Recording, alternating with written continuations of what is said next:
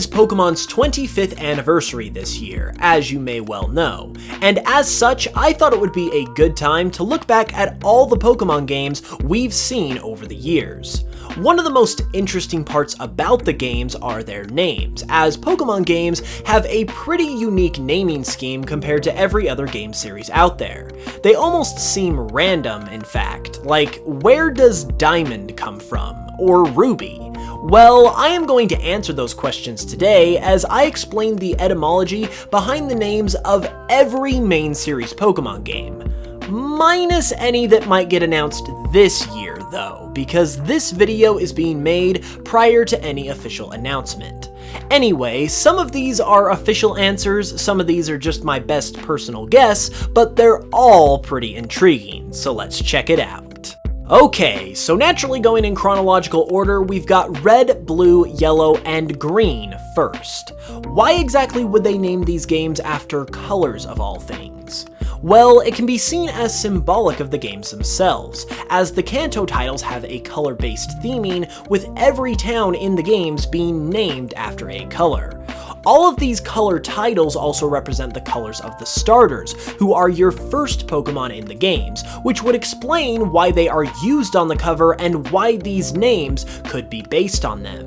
You can also see it as symbolic of these being Generation 1 games, as red, yellow, and blue are primary colors, and these are the primary trio of games released in the franchise. Finally, as it pertains to the decision to release red and blue outside of Japan instead of red and green, this one actually has an official answer to it. Red and blue were selected because the colors matched the colors of the American flag, so it was thought they would appeal better to the American audience because of this. And then naturally, they most likely continued this elsewhere for the sake of uniformity outside of Japan. The international red and blue are also, as games, based on the Japanese version of Pokemon Blue, which could have factored into the decision as well. Moving into Gen 2, Gold and Silver most likely get their names because they are the names of colors, and as indirect sequels to Red and Blue,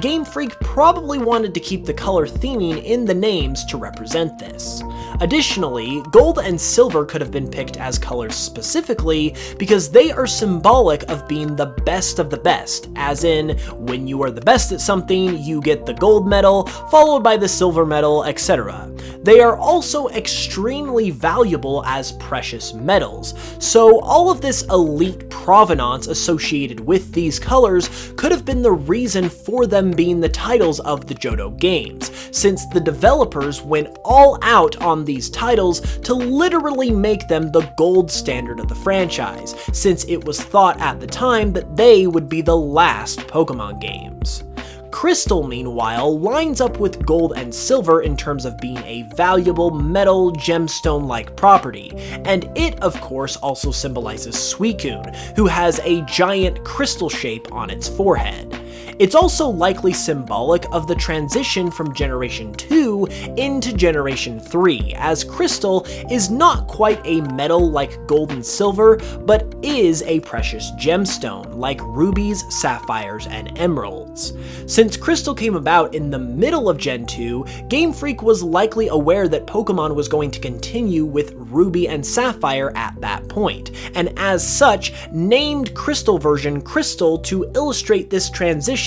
into the next games in the series. Ruby, Sapphire, and Emerald, meanwhile, are precious gemstones, just as Gold and Silver are precious metals, which could symbolize a generational transition, as I previously mentioned, but it could also be continuing that potential theme of being the best of the best that I mentioned with Gold and Silver.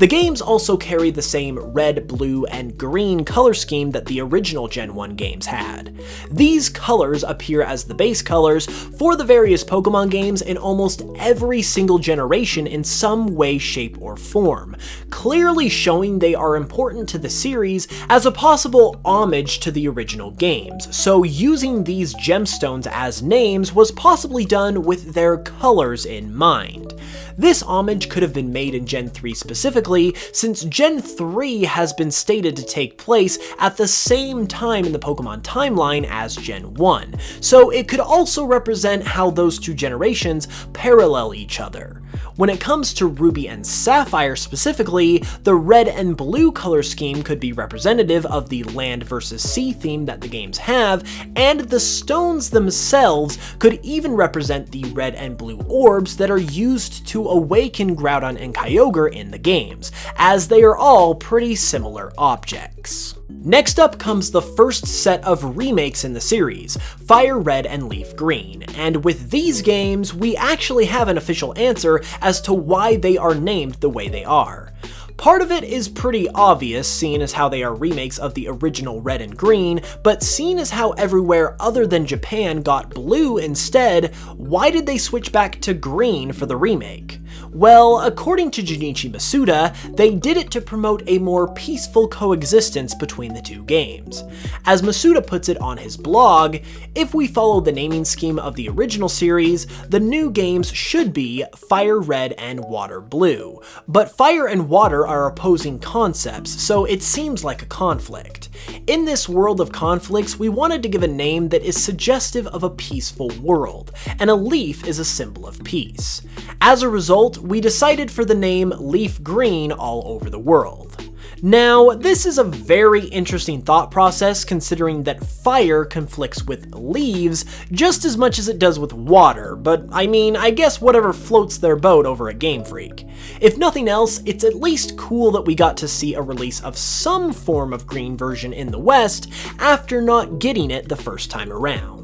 On to the Sinnoh-based games, Diamond, Pearl, and Platinum have some very interesting possible origins behind their names. Much like Gold and Silver to Ruby and Sapphire, Diamond and Pearl can be seen as a natural transition from Ruby and Sapphire, as Diamonds and Pearls, much like Rubies, Sapphires, and Emeralds, are also precious gemstones. In fact, Diamonds are a part of a gemstone group known as the Cardinal Gems, which also includes Rubies, Sapphires, and Emeralds, which adds to the idea of Diamond and Pearl continuing that theme from the Gen 3 games into the next generation. Junichi Masuda has also been on record saying that Diamond and Pearl are symbols of his hopes for the games, as according to him, diamonds are a symbol of love and pearls are a symbol of happiness, two emotions I'm sure he'd want players to feel about the games. Additionally, Diamond and Pearl could have also been chosen because diamonds are the hardest materials on Earth, which could be seen as symbolizing Dialga's steel type,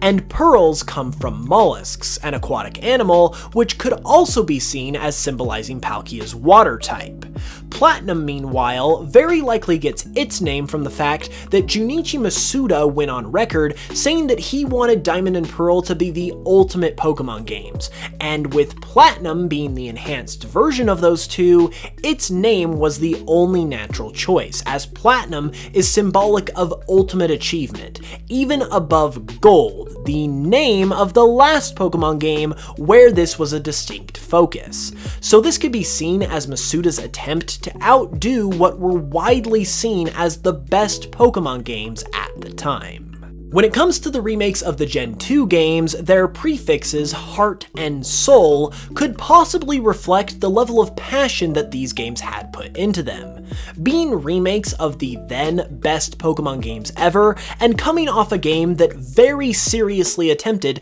to be the new best Pokemon game ever, Heart Gold and Soul Silver were a perfect storm of different elements that ultimately allowed them to reign supreme as what are almost universally seen as the greatest Pokemon games ever. As such, Heart and Soul could reflect the developers' heart and soul that was put into these games in order to make them as good as they are. Getting into Gen 5, the names of Pokemon Black and White are very symbolic, as they represent multiple defining elements about the games. First is that they are color-based names for the first time since Gen 2, and this is intentional, as Black and White are very much a soft reboot of Generation 1, with many Unova Pokemon having Kanto parallels as well as other elements, and the color-based names were put in place to represent this. Secondly, the colors of Black and White also represent the opposing themes of the games themselves, as the plot revolves around the concept of truth versus ideals,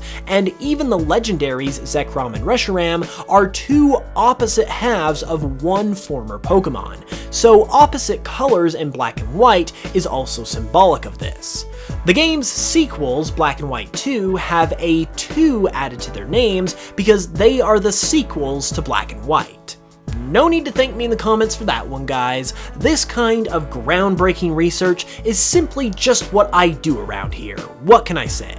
Moving on to Pokemon X and Y, they possibly have the most unique names of any Pokemon game to this point, being comprised of just one letter. Thankfully, the reason for these names has been officially stated, and the reason is that they are named after the different planes of the Cartesian coordinate system, meaning they are named after the X and Y axes, which represents these games bringing the Pokemon series into 3D, since the X, Y, and Z axes are representative of 3 dimensions. It could also have something to do with X and Y chromosomes, since Mega Evolution is the central feature of these games, and its symbol is almost identical to that of DNA. With the Hoenn remakes is where things start to get really interesting, because the Alpha and Omega that is added onto the names of Ruby and Sapphire seems to have some very deep symbolism. Alpha and Omega, as the first and last letters of the Greek alphabet, are symbolic of beginning and ending, and this is a theme that runs heavily throughout this entire era of Pokemon. We obviously see it in the games, not only with the names, but it could reflect how Groudon and Kyogre helped to create the land and sea, thus beginning the world, but are also threats to end it during the course of the game. We also see this theme in X and Y, as Xerneas and Yveltal represent life and death respectively, and AZ, a central character of those games, has his name comprised of the first and last letters of the Latin alphabet as well. Even the names Sun and Moon in Gen 7 represent the beginning and end of a day, so this theme was a huge factor for several years during the Gen 6 and 7 era. It's ultimately up to you to decide what it means though, because as ominously as it began to creep up in the games, it seems to have just as ominously vanished in recent times without much of a conclusion.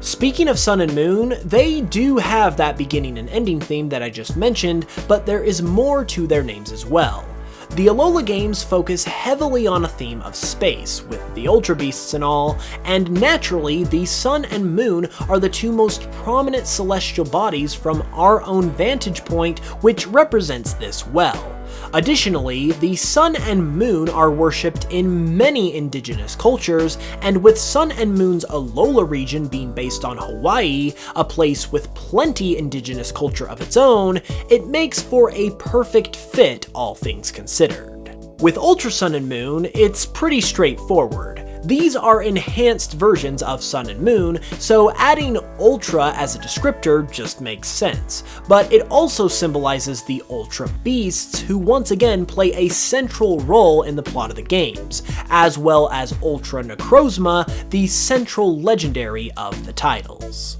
Next up come the Let's Go games, and they are obviously named a bit differently than your typical Pokemon title, which would naturally require some explanation. Primarily, the name of these games comes from Pokemon Go, as they are meant to sort of be a main series counterpart game for the mobile title. Additionally, the "Let's Go" phrase could also allude to Professor Oak's introductory speech at the start of the original Red, Blue, and Yellow games that these are modeled after, as he says these words at the end of his speech right before you begin playing. As it concerns the game's mascots, Pikachu and Eevee, Pikachu is pretty obvious, seeing as how it is the mascot for the entire series, and these games are more or less remakes of Pokemon Yellow, while Eevee meanwhile is a first in terms of getting this level of attention. Eevee was chosen as the second mascot for the games, according to Junichi Masuda, because of all of the Eevee fan art that Masuda had seen Eevee receive. That apparently proved to him just how popular the Pokemon was, which historically has always been the case, which ultimately led to its inclusion on the cover. Finally, the most recent main series game as of the making of this video is Pokemon Sword and Shield, and the etymology behind their names was actually stated officially in an interview with Game Informer. According to the interview, the names Sword and Shield weren't decided until the last minute, but were derived directly from Zacian and Zamazenta, the main legendaries of the games, seeing as how Zacian holds a sword in its mouth and Zamazenta has a shield-shaped mane. According to Junichi Masuda, the names also lined up with the theme of the games that Game Freak were pursuing, which were themes of strength, power, victory, and you could even say battle, as Pokemon battling specifically takes on a new focus with Dynamaxing. The names also naturally fit in with the England-based region as well, and Masuda stated that it also created an interesting dynamic for players when deciding which version to play. He stated, when a person goes to choose which version they want, maybe in the back of their mind, if they had power or strength, would they use it to fight or use it to protect? Maybe deciding what they would do with power when they choose which version to get. And that pretty much wraps it up. Be sure to like if you enjoyed and subscribe for more Pokemon content, and be sure to check out my Pokemon remixes on Spotify, as well as my Pokemon Cardinal series here on YouTube if you would like to help support the channel more, because it really does make a huge difference and is sincerely appreciated. With that said, I will see you guys soon with another video, and until then, as always, I love you all, and I will smell you guys later.